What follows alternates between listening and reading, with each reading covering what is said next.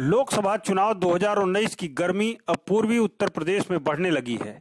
इस चुनाव में यूपी की सबसे अहम सीट वाराणसी, जहां देश के पीएम नरेंद्र मोदी खुद चुनाव मैदान में हैं, उसी सीट पर आजमगढ़ जिले का एक ऐसा व्यक्ति चुनाव लड़ेगा जो 7 वर्ष तक मृत अवस्था में रहने के बाद जिंदा हुआ।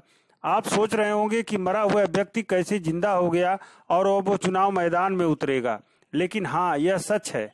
जिले का मृतक संघ करेगा ऐसा काम। आगे हम आपको बताएंगे कि ये वृद्ध कैसे मरा और 7 वर्ष बाद कैसे हुआ जिंदा। मृतक संघ वाराणसी संसदीय क्षेत्र से देश के प्रधानमंत्री नरेंद्र मोदी के खिलाफ ठोकेगा ताल। मृतक संघ के राम अवतार ने मोदी के खिलाफ चुनाव लड़ने का फैसला किया है। वह चुनाव इसलिए लड़ रहे हैं कि उन जैसे मृतकों को न्याय मिल सके। वहीं उन्होंने चुनाव जीतने के बाद अपने जैसे लोगों की आवाज को संसद में उठाने का दावा किया है। हमारा जमीन हड़प 2005 में मुर्दा बना दिया।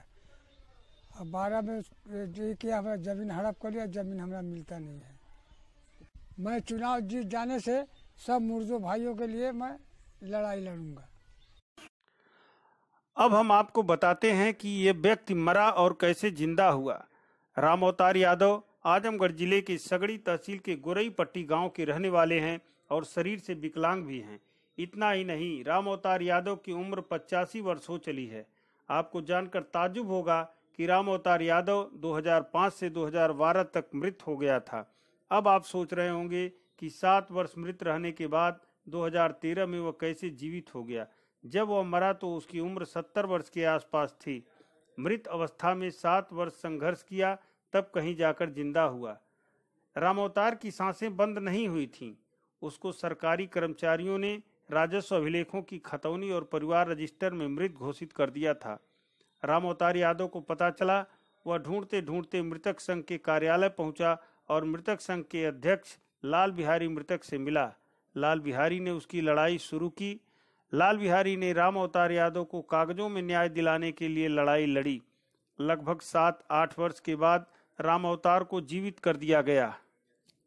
7-8 वर्ष संघर्ष करने के बाद तहसील के अभिलेखों की खतौनी में राम अवतार यादव 2013 में जीवित हो गया और 2014 में परिवार रजिस्टर में उसका नाम भी अंकित हो गया। ये सब होने के बाद आपको जानकर ताज्जुब होगा कि 6 वर्ष बाद आज भी उसकी जमीन वापस नहीं मिली।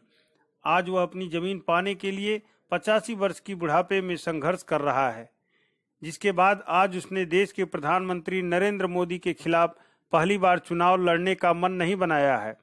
2014 के भी चुनाव में राम अवतार ने आजमगढ़ संसदीय सीट से सपा सुप्रीमो मुलायम सिंह यादव के खिलाफ चुनाव मैदान में उतरा था। हालांकि जांच में उसका पर्चा खारिज कर दिया गया था। इस बार फिर राम अवतार यादव ने अन्याय और भ्रष्टाचार के खिलाफ लड़ाई लड़ने के लिए अचानक प्रधानमंत्री नरेंद्र मोदी के खिलाफ वाराणसी संसदीय क्षेत्र से पर्चा दाखिल करने का मन बना लिया है। वहीं मृतक संघ के राष्ट्रीय अध्यक्ष लाल बिहारी मृतक ने कहा कि जब तक तहसीलों में अन्याय और भ्रष्टाचार जारी रहेगा, तब तक उनकी भी लड़ाई इस देश में सुप्रीमो के खिलाफ भी जारी रहेगी। भाई, मृतक संघ के बैनर तले जो राम अवतार यादव लोकसभा वाराणसी क्षेत्र से माननीय प्रधानमंत्री नरेंद्र मोदी के विरुद्ध जो चुनाव लड़ा रहे हैं हम लोग, वो अभिलेख में मृत थे और उनकी लड़ाई लड़कर हम लोग 2013 में जीवित करा दिए। लेकिन उनकी जमीन अभी तहसील के लोग और जिला प्रशासन के लोग नहीं दिला पाए हैं और आज ये दर दर भटक रहे हैं। इनकी उम्र लगभग 85 वर्ष हो गई है। अब हम लोग मजबूर होकर ये जनता की अदालत में जा रहे हैं राम अवतार यादव को चुनाव लड़ाने, और राम अवतार जीतेंगे और भ्रष्टाचार, धोखाधड़ी, अन्याय, घुसखोरी के विरुद्ध लोकसभा में आवाज उठाकर जनता की रक्षा करेंगे और भ्रष्टाचार समाप्त करने की लड़ाई लड़ सकते हैं। तो इसके पहले भी कभी चुनाव लड़ चुके हैं? हाँ, इसके पहले भी राम अवतार यादव माननीय मुलायम सिंह यादव के विरुद्ध सदर आजमगढ़ से चुनाव लड़े थे, लेकिन इनका किसी कारण पर्चा खारिज हो गया।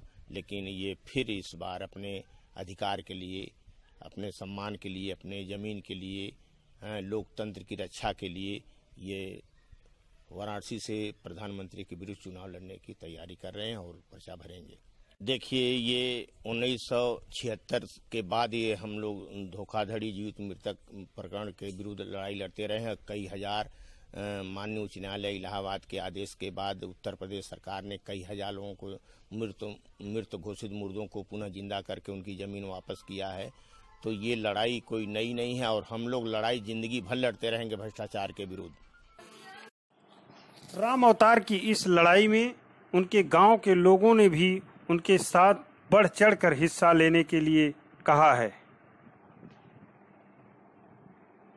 इनके साथ इनके हक की लड़ाई के लिए मोदी के खिलाफ पर्चा भरवाने जा रहे हैं हम लोग मृतक संघ के बैनर के तले, और इनका हक दिलाना बहुत ज़रूरी है, जो कि समाज में इतने भ्रष्टाचार लोग हैं और उनकी लड़ाई हम लोग मोदी के खिलाफ लड़के आवाज़ देश में देना चाह रहे हैं संदेश कि आइंदे मृतकों के साथ फर्जी मृतक करके और उनका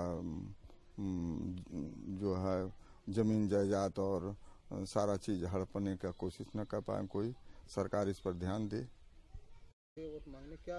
हमारे के यहाँ आए थे राम अवतार मृतक वोट मांगने, कह रहे थे कि हम मृतक हैं, हमको वोट चाहिए।